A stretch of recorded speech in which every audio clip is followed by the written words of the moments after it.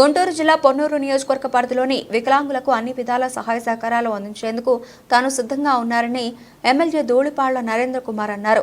మంగళవారం ఎంపీడీఓ కార్యాలయంలో పొన్నూరు వికలాంగుల సంక్షేమ సంఘం ఆధ్వర్యంలో ఏర్పాటు చేసిన ప్రపంచ దివ్యాంగుల దినోత్సవం ఈ కార్యక్రమంలో పాల్గొని మాట్లాడారు.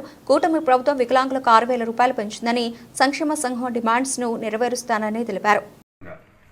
మీకు ఏ సహాయం కావాలన్నా ప్రభుత్వం ఇవాళ అన్ని విధాలుగా సహకారం అందించడానికి సిద్ధంగా ఉంది.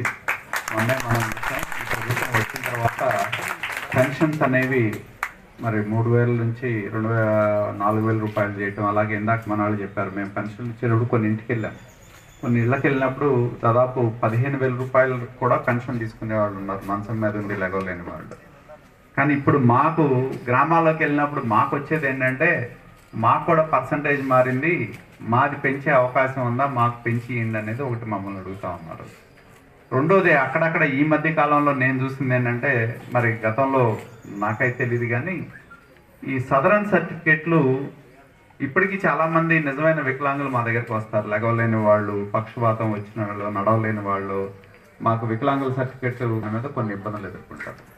కొంతమందికి ఏంటంటే అలవోకగా వచ్చేసినాయి, ఎలా వచ్చినాయి అనేది నాకైతే తెలియదు. కానీ ఎందుకంటే నాకు అప్పుడప్పుడు ఈ మధ్యన కొంతమంది అంటే కొనే వాళ్ళు ఎవరైతే ఉన్నారో చక్కగా నడుస్తూ ఉంటారు, వాళ్ళకి వికలాంగుల పేరు మీద సదరన్ సర్టిఫికేట్ వచ్చింది. వాళ్ళు మీరు పొందాల్సిన, మీకు రావాల్సిన, మీరు పొందాల్సిన ప్రభుత్వ పరంగా పొందుతూ ఉన్నారు. అంటే నాకంటే మీకు బాగా తెలుసు, కొన్ని ఊళ్ళల్లో మీరు చూస్తూ ఉంటారు. నాకు ఈ మధ్యన ఆశ్చర్యం వేసింది, ఎవరో ఒక వీడియో పెట్టారు. వీడియో పెడితే ఆమె నడుస్తూ ఉంది, బ్రహ్మాండంగా నడుస్తుంది, ఎక్కడికో వెళ్ళి పెన్షన్ తీసుకుంటుంది. ఆ వీడియో పెట్టి ఆమెకి వికలాంగుల సర్టిఫికేట్ వస్తుందని చెప్పి, వికలాంగుల కింద పెన్షన్ వస్తుందని చెప్పి. ఎందుకంటే వికలాంగుల కింద సదరంలో సర్టిఫికేట్ తెచ్చుకుంటే పెన్షన్ ఎక్కువ వచ్చుద్దనే భావంతో కొంతమంది అధికారులు కావచ్చు, కొంతమంది పరపతి కలిగిన వాళ్ళు కావచ్చు, వాళ్ళని అడ్డం పెట్టుకొని సర్టిఫికేట్లు తెచ్చుకున్న పరిస్థితులు కూడా మనం చూస్తూ ఉన్నాం. అలాగే గవర్నమెంట్ కూడా ఏంటంటే పైలట్ బేసిస్ మీద ఈ పెన్షన్స్ను కూడా వాటిని వెరిఫై చేయాలనే నిర్ణయం కూడా ప్రభుత్వం తీసుకోవడం జరిగింది.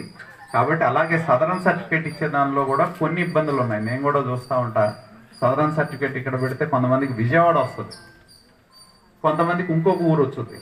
కాబట్టి అలా కాకుండా ఎక్కడ పెట్టుకుంటే అక్కడ నియరెస్ట్ హాస్పిటల్, ఒకవేళ మనం పెట్టుకుంటే పొన్నూరు, లేకపోతే తెనాలు, లేకపోతే గుంటూరు అంటే పర్లేదు, కానీ ఎక్కడో ఉన్న విజయవాడకి వెళ్ళాలి